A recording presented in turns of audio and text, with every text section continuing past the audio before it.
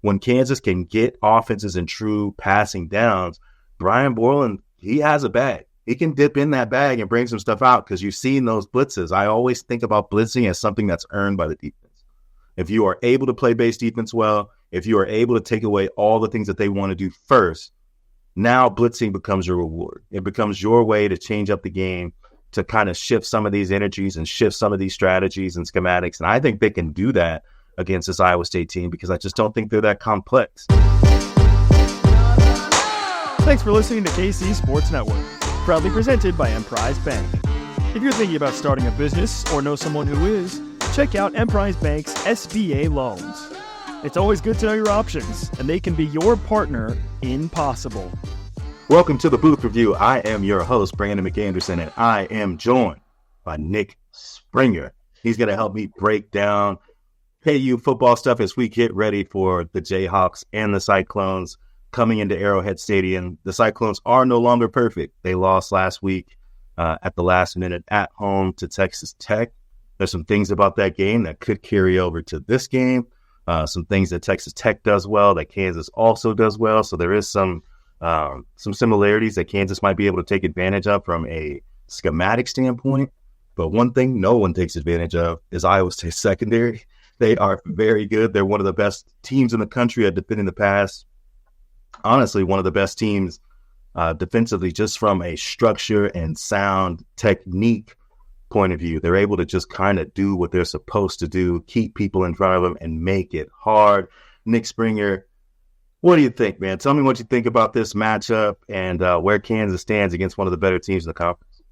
Yeah, one of the things that I've kind of toyed back and forth with is this idea of Iowa State coming off a loss. Is that a good thing for Kansas or a bad thing, right? Because they were undefeated, and this is an Iowa State program that's never won 10 games ever in the history of their entire existence. And then they lose to Texas Tech at home. They flirted with disaster the week before against UCF. They had a tight game against West Virginia, and it finally kind of caught up to them. And so now they have a loss coming to Kansas, and my thought is that going to make them sort of even more energized, or is that going to leave them more vulnerable possibly to Kansas coming off a bye week, a fresh team at Arrowhead Stadium with a chance to knock them off? And then on top of that, I think you have to factor in Iowa State's probably going to travel with some fans to Arrowhead. They used to play Farmageddon there. I think they last played in 2010 against Kansas State. And so there's probably going to be a lot of Iowa State fans that show up. KU fans obviously will have to show up as well. But I think you mentioned it with the defense of Iowa State, like, they are particularly great with pass rush, but they've got some elite players in the secondary. The thing is that, Kansas has enough at the receiver position, I would think, to where it's going to be difficult for Iowa State to cover all three of those guys, right? And so the question is, can a Quentin Skinner step up? Can a Lawrence Arnold or Luke Grimm, one of those three guys get open against some of these talented players that Iowa State has in the secondary and be explosive? Because the other aspect of this is Kansas, over the last 2 years against Iowa State specifically, has really struggled to run the ball. I mean, Devin Neal had 21 carries, 57 yards in the game that they played in the Ames last year. The difference in that game was that Jason Bean played maybe his best game at Kansas ever to help Kansas win that game. And so if the Kansas run game struggles early and they do have to go to the pass, this coaching staff better be prepared to have different plays schemed up to try to break through against this really talented Iowa State secondary. Yeah, and schematically, I think they present an issue that I don't think Kansas has proved they can solve, and that is man coverage. They did not play well early in the season consistently against man coverage. Now, there are two exceptions to that rule.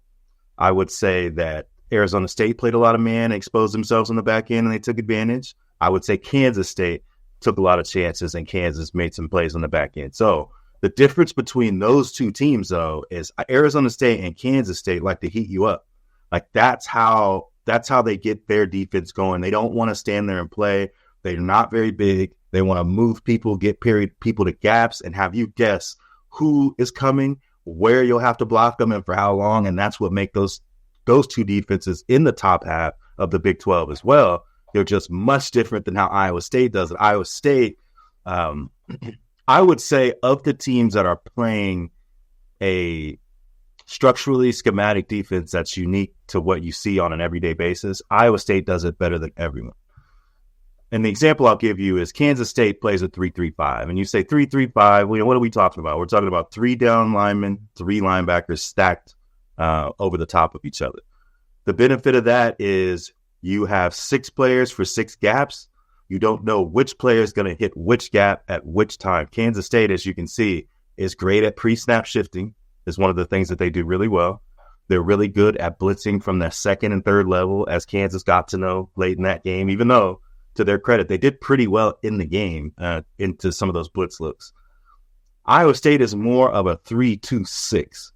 They do not move the interior 5 people. So your interior defensive linemen and your 2 stacked backers, they don't move. The nose plays over the center. The other 2 guys play over the tackle, and they are big physical guys, and that's how they try to control the 5th gap. For them, the 6th gap is moving. How they accommodate for that is number 17, their safety. He's a junior, plays at about 10 yards depth, but a really good player. He is really good at playing safety from linebacker depth. I don't know if he has a pro future. I haven't seen him associated with anything like that, but he was one of the best players I saw in the Big 12 last year, and I expect him to be one of the best players in the Big 12 that I see this year. He just has a really good ability of playing the pass from a run depth, and it gives him a chance to adjust and make plays. So I'm interested to see off of a bye week how this Kansas offense can scheme around some of these complicated elements, because we talked about how good this Iowa State defense is. They're pretty good against the run. They're pretty good at stopping the run. They have not been the last 3 games, though. The last 3 games, they are giving up 210 yards per game on the ground. Now, Central Florida runs the ball on everybody, so they don't count. I mean, they've run the ball on everybody for the last 3 years. But Texas Tech is a good run team, but not a crazy strong run team. You could say the same for West Virginia. West Virginia is more in that Central Florida class, but not quite as good. So those were good running teams. But guess who's also a good running team? The University of Kansas. You talked about how Devin Neal didn't really get going against them. And I think one of the equalizers to changing that is Bryce Foster. Just a big physical center that can move noses. Kansas fans remember that Houston game. That was a laugher. Ain't nobody laughing at Houston now.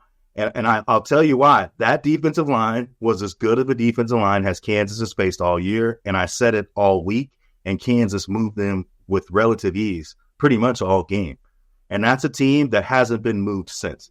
So we do need to take some stock about how good this offensive line has been and their ability to kind of overcome some of these things. I mean, I mentioned this last week at the open of the show. Kansas outperformed K-State's Big 12 average by 100 yards.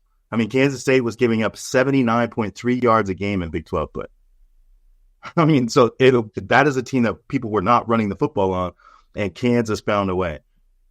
Tell me some of the things you look for in this for a post-bye week Grimes offense, post-bye week Leipold / Grimes offense. I think has been one of the more fun things of the Leipold era. Like, what kind of things are you looking for to see how they can crack this Iowa State code? Yeah, I mean, to your point, KU is 3-0 from bye weeks in the last three times they've had off bye weeks, they've won. And obviously they had the win against Houston off of a bye week as well.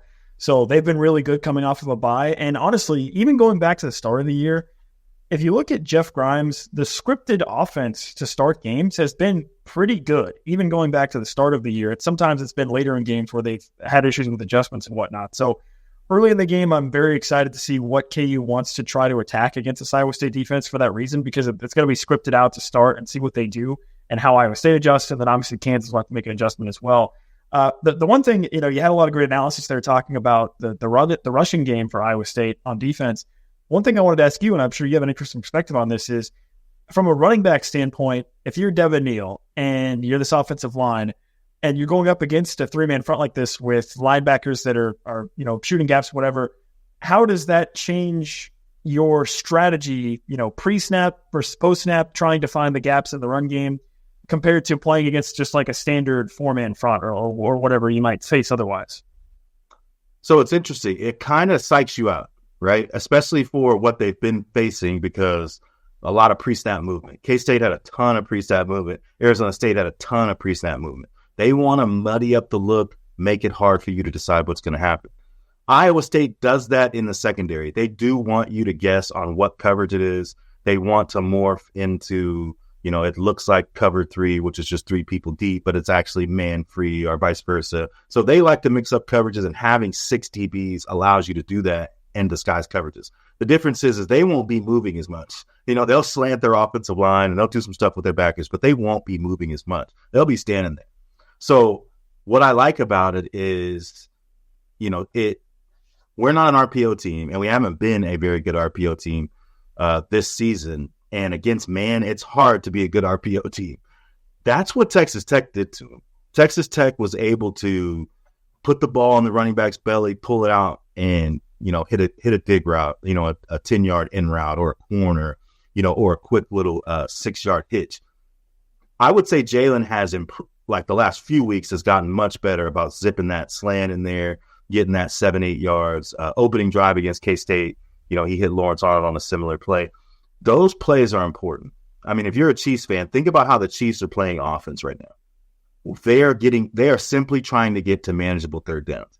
And I think it's hilarious because when you have the best player on the field, it's funny because it feels like he can do whatever he wants in any game. We know that's not true. We know that they have troubles at tackle. We know that they don't have great receiver options because of all the injuries. But at the end of the day, on third down, they have the best player. So if they're able to get into manageable third downs, you basically can't beat them. That's the type of game plan and game that Kansas will have to play. We're going to talk about the Iowa State offense here in a little bit, but I have a lot of respect for Rocco Beck. He's been a guy that's improved a lot over his freshman to sophomore year. However, he's no Jalen Daniels. The best player on the field will be Jalen Daniels. The question will be, when they get to those manageable third downs, will he have a chance to make those plays consistently? Are we asking him to be Mahomes and go 75 for 75 on third down with 2 touchdowns? No. But if he can make enough of those plays with his legs and his arm, think about this. That is essentially what the K-State game was. It was Jalen Daniels making plays on third down over and over and over and over. And that's why you want people like Jalen Daniels and the way that he's playing, the kind of speed, the kind of space, the kind of momentum that he has built in this season. Credit to him, because the last 2 times he's been in a Kansas uniform, he has not heard a lot of good things. Last year was the injury. He had a good game against Illinois, but pretty much was just out. We didn't get a chance to experience it. He took a lot of grief, just in the media, just in general, took a lot of grief. Started this season, Rusty took a ton of grief. Here he is. He's still here. He's still playing hard. He's still fighting. That's what I love about him. That's why I think if they get enough manageable third downs, as we'll continue to talk about this matchup, you'll start to see him become a star. And if you want to be a star, go to home field.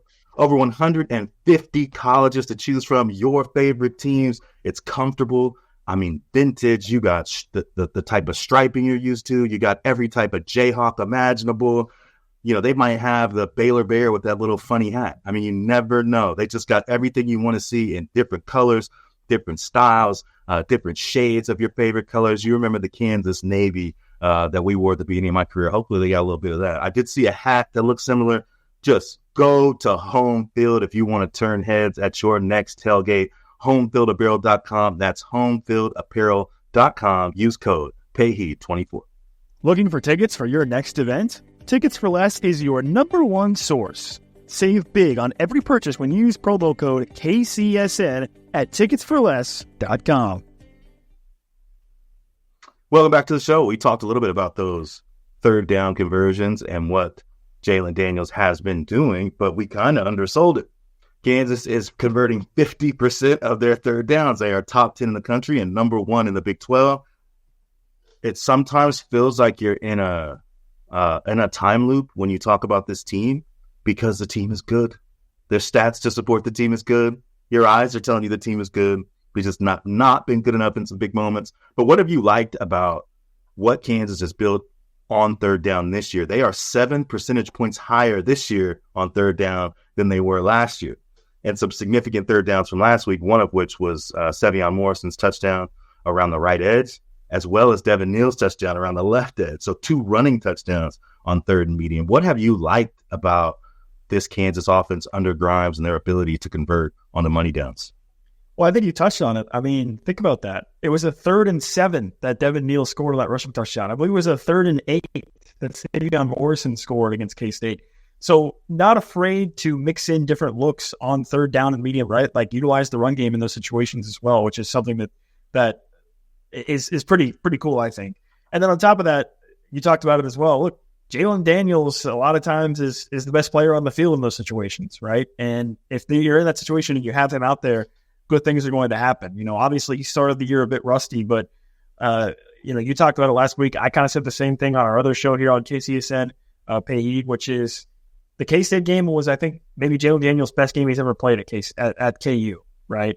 And a lot of that had to do with his poise in certain situations. And K-State, heated him up late in the game, which kind of affected him. But overall, it seems like he has finally figured some things out, right? I think for KU fans, it's probably a little frustrating that it took, a month into the season to really get him going. But he looks like he's back to his old self at this point, which is huge for KU down the stretch if they're trying to push for a potential bowl berth with some wins here late in the season. So that's been a big part of it.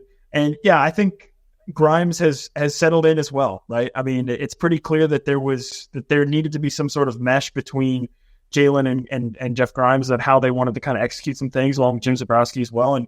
And it seems like they have finally come to that mesh point where, okay, these are Jalen's strengths. This is what Jeff Grimes wants to do in these situations, and we've managed to find a way to make everything work together. And I think that's shown a lot of success for KU offensively in certain situations. Yeah, and I think they got good third down players. Guys like Trevor Cardell, big target, good third down player. Lawrence Arnold, Grimes with his Grimm with his ability to get in and out of cuts, and then Trevor Wilson, who just looked excellent last game, and I hope he gets some more opportunities. I think he's earned them. I like that he was making lots of hands catches. When you have a quarterback like Jalen, you want hands catchers because he throws the ball so hard. There's just so much spin on it that if it gets away from your hands, you're in trouble. So I think Trevor had an awesome game. I'd like to see him continue to push. Like you mentioned on third downs, is something I mentioned before Grimes got here. I think that was the most demoralizing thing about those two really strong seasons at Baylor, is it felt like they had 4 downs to run the ball. And they did it so often, that it was a little demoralizing. And I could see Kansas start to get there. And it also tells you about their mindset in that game, right? That they were going to go for 4th downs if they didn't convert, on these long third down runs. So I like the place that it puts them in. And I like putting the game in Jalen Daniels' hands when it's time to make a decision, when it's time to finish a football game. Thinking about this game too, with them having such good corners and being such good downfield cover people, I think they're 4th in the nation in yards per completion at 10.8 yards. So, I mean, their yards per pass is like 5.9. So, I mean, they're basically top 5 in every passing stat you can imagine. And one of the things you can do to break that is when you do see coverage and it is broken, finding Devin Neal. Because what happens when you play a lot of man is they have 6 DBs, so they can manipulate the thing to get DBs on Devin Neal. I still like the matchup. You talked about Devin and Sevion. I think they're both really good route runners, and they both have really good hands. So I'd like to see them get the opportunity to run some option routes against linebackers and safeties, because I still think it's a good matchup for Kansas, and I think it's a good way for Jalen use his legs, 1, and then 2, when there's not opportunities to use his legs, pitch it out to these backs and let him make a guy miss and get 7 yards. Because that's what we talked about. It is significant to not be in 3rd and long. When you're playing Iowa State, not because the pass rush, obviously we mentioned before, 110th in sack rate. They're just not a team that gets to the quarterback. They don't need to. They can play coverage with 8 people as well as anybody in the country. So Kansas is going to have to find some balance and some ways to attack that. When we flip the football and we talk about the Iowa State offense, it starts with Rocco, who, as a freshman, I would say when the first couple games was in over his skis, as you'd expect. The second 2 or 3 games, you started to make progress. That last half, it was all guts. I mean, all guts. He just reminded me so much of Todd Reese, not in style of play or not even in production, but just like a guy that you could tell wanted to make the play that needed to be made. Now it's on a massive. I think he's one of my favorite quarterbacks to watch. I wouldn't have said that last year because it's not really based on his ability to push the ball downfield. It's his intangibles, it's his toughness, and it's his ability to put them in positions to make plays with their 2 best players on the outside and Higgins in the well. Yeah, and I think you said it perfectly. Rocco was thrown into the deep end without any life preservers. Yeah. Right? Like he was straight into it for him, unfortunately. And listen, that can make or break a type of player in that position. And I think for Rocco, it's clear that it kind of made him, right? Because now he's somebody that you can tell has a lot of confidence in what he's doing. And I think he understands what Iowa State's offense wants to do and feels comfortable being able to execute that. It's interesting, Brandon, because you look at this Iowa State offense, and there's some familiar names from last season. But there's also, you look at the running back room for Iowa State, it's quite different with some of the guys they have compared to what you saw last season. But you touched on it with the two receivers they have on the outside, Higgins and Newell. I mean, those guys are very explosive, and kind of similarly to the offensive side of the ball with Kansas receivers against Iowa State's defensive backs. That may be the matchup to watch on the other side with KU's defensive backs and Kobe Bryant and Melo Dotson against the two receivers that Iowa State has. I think the difference with Iowa State is I'm not really sure they have anybody that can reliably produce beyond those two guys.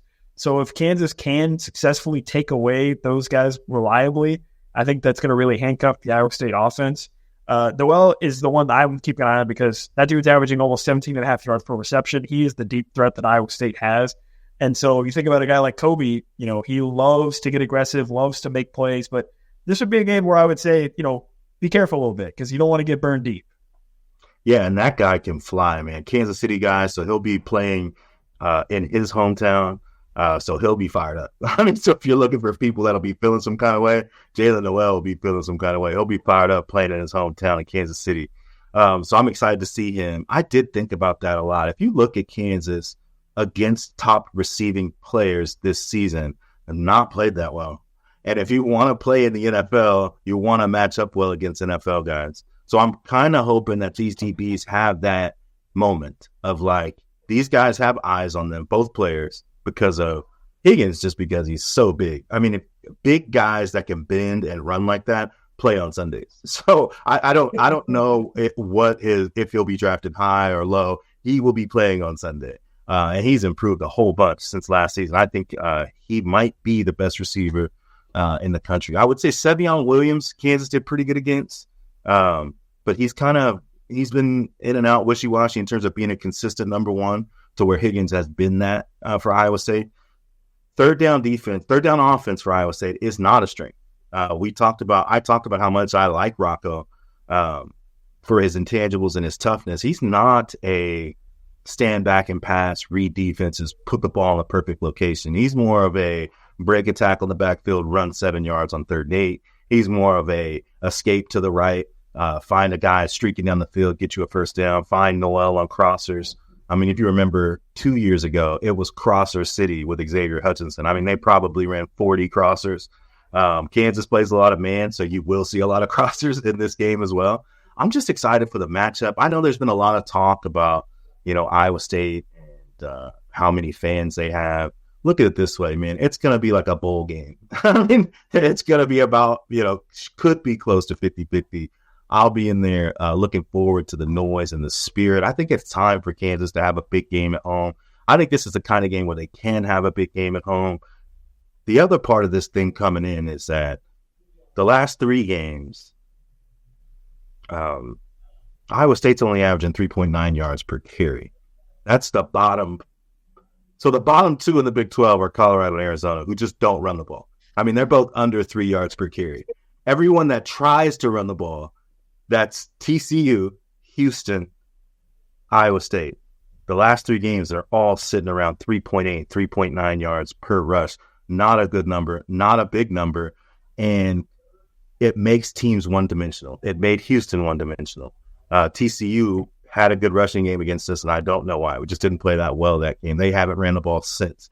But when you're one-dimensional against Kansas, the DBs make it hard. They just make it hard because now you have to make a bunch of plays over the top. And with Melo and Kobe being the most experienced tandem in the country, I think they have the most combined interceptions in the country. Like, it's going to be difficult to throw the ball over the top consistently when you can't run the football against them. This defense is different with Cornell Wheeler up there.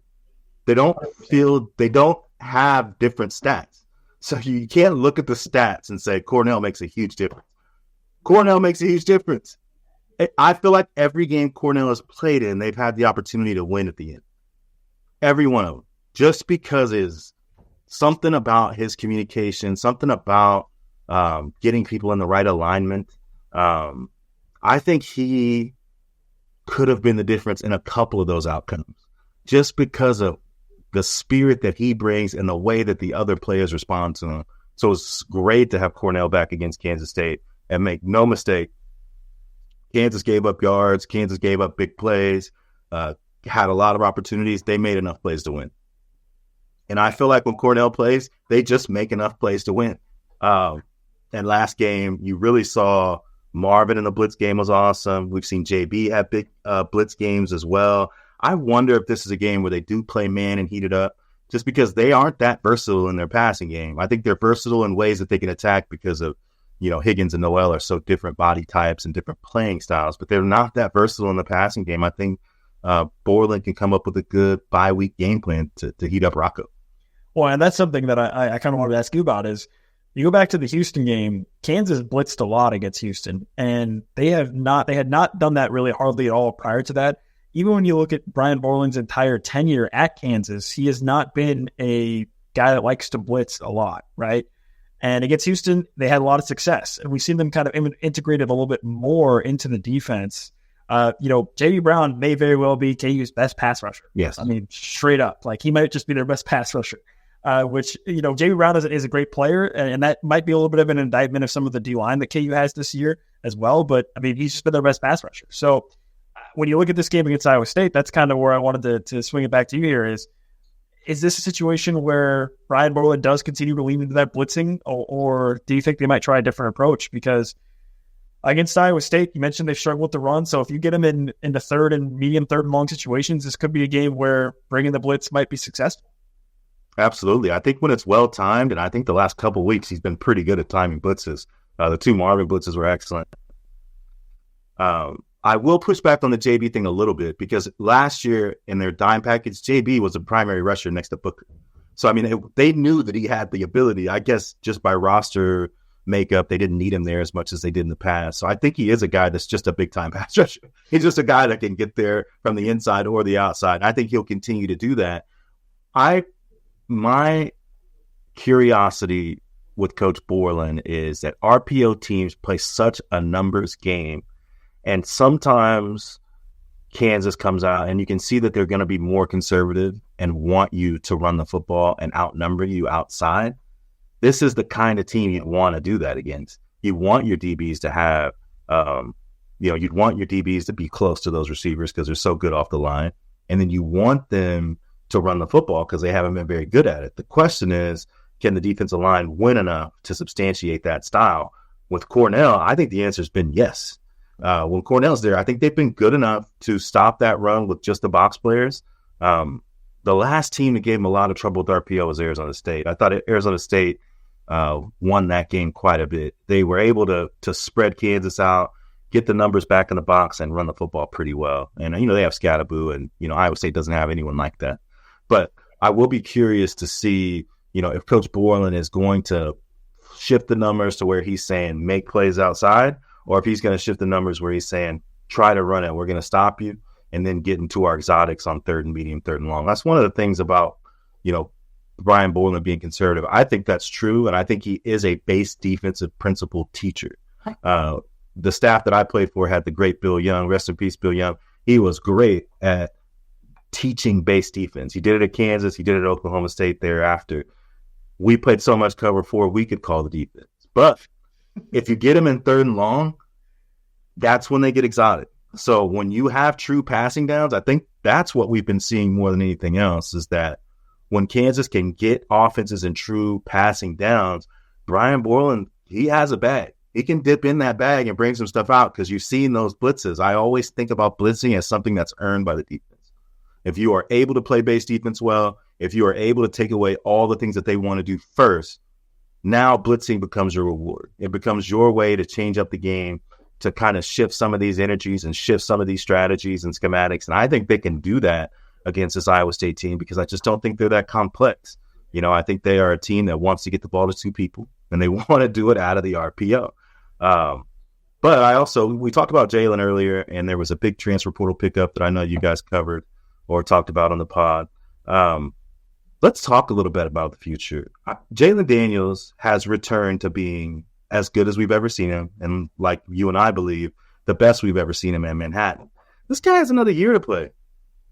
Yeah. This guy has another year to play. This guy could be playing behind an offensive line of Calvin Clemens, Kobe Baines, Bryce Foster, and Logan Brown. That's 4 of the 5 coming back. So there are some things here to look forward to the future. And I only want to have a minimal future conversation because I do think it's time that people start to treat Jalen Daniels like what he is, which is the most fun, fascinating quarterback we've had at the University of Kansas since Todd Reesing. Just 48 minutes or however long they play, 60 minutes of fun literally every game. I've enjoyed his ability to make plays. And you talked about Rocco Beck starting early in his career, being thrown to the fire. Newsflash. Jalen started a game at 17 years old behind one of the worst offensive lines I've ever covered. Okay. So he has been there and he has been a Jayhawk, true blue Jayhawk, and he has a year to play. So if we're going to support a football program, wouldn't you want one of the best players in the country returning, playing in a brand new stadium, playing in front of an offensive line that has a chance to be as good as the offensive line this year? Just talk about, like, it's hard not to think about the future with that pickup they just had. So I'm going to put that pickup into context based on how I feel. Kansas interior defensive line, all of them return except Caleb Taylor. Their defensive ends, all of them return except Jeremy Robinson and Woodkey. But if you take Jeremy and Woodkey and you put them side by side with some of the talent that's behind them, it's nuts. We're talking about DJ Warner, Brooks, By Job, like tons of talent on the outside, Dak Brinkley. You move to the linebacker level, there's a hole. You needed veteran players. They got one. They made a splash by getting a veteran player that can really play football. Love that. Look what Taylor Davis has been able to do at safety. These young corners, Jalen Todd has been a really good player. Austin Alexander is a guy that I've seen in practice that has kind of blown me away. John Kamara, Damani Maxon. I mean, there are all kinds of young, talented players on the offensive and defensive side of the ball. Talk about what a future of a 6th-year Jalen Daniels senior year might look like in a new booth. And what that, I mean, are our fans thinking about this enough is what I'm saying, in the way that they are thinking about the rest of the season. Yeah, it's interesting. I mean, I think if this season had really gone how KU had hoped it would, with some of the success that they hoped they could have, you'd be talking about Jalen going to play on Sundays, right? And the way it just hasn't really shaken out that way. And as you said, Jalen has that extra year that he could come back and utilize. And yeah, absolutely. I mean, he's a very, very dynamic player. It feels like we just talked about earlier in the show, that he's back to kind of the level that we hoped he would be at the start of the year, which on one hand is a little disappointing, but on the other hand, if he's at that level for the rest of the season and then he comes back again next season and you're talking about legit having one of the top quarterbacks in the Big 12 at that point, playing in a new stadium, it's huge. It would be massive, right? And you start to look at the rest of the offense. You talked about the offensive line and the receiver room, and losing Devin Neal is going to be significant, but Kansas is going to have an opportunity to go out of the transfer portal and added a lot of talent there as well. And they still have some young guys out on those positions as well that can help them out. And the transfer that you alluded to on defense, Bengali Kamara from South Carolina, that dude is a freak. Like, that dude is crazy athletic. And he's going to be a really, really strong addition to this Kansas team as well on the defensive side of the ball. So, yeah, I mean, I think it makes a lot of sense for Jalen Daniels, right? I mean, obviously, those are conversations that are going to have to be had in the offseason about, what he wants to do. But certainly, I think if you're Kansas, that's the type of guy, a Jayhawk through and through, that you would want leading your team out of the tunnel in the new booth to kick off 2025. Man, I literally could not have said that better. It's not a conversation I want to make. I don't want to make any statements about speculation or things that I know. I don't know anything. I don't want to make it like that. I just want to make it known that that's a possibility. And I don't know how much of our fan base is thinking in that way. Because like I said, this guy at his peak is one of the best players in the country now and could be even more than that next year, with some surrounding pieces that could continue to support his success and the success of the program. And man, we get to watch him play again. We get to watch these Jayhawks play again. We get to watch Devin Neal break the record in Arrowhead Stadium. I mean, does it get better than that? This is the Booth Review. Nick Springer, thanks for joining me. Check us out next week.